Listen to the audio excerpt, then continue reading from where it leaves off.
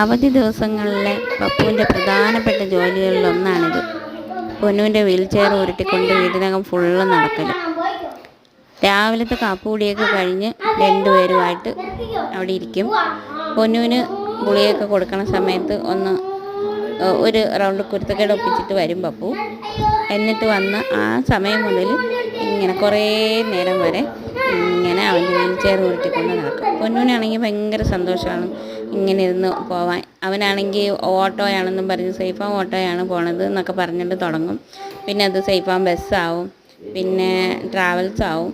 അങ്ങനെ പറഞ്ഞ് ഇങ്ങനെ ഓട്ടിച്ചുകൊണ്ടിരിക്കും.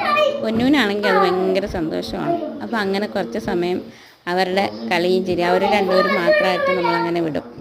കാലിൽ ഇടാനുള്ള ബെൽറ്റൊക്കെ ചുറ്റിയിട്ടിട്ട് ഇരുത്തിയിരിക്കുകയായിരുന്നു. അപ്പോൾ അങ്ങനെ കളിച്ചുകൊണ്ടിരുന്നതായിരുന്നു.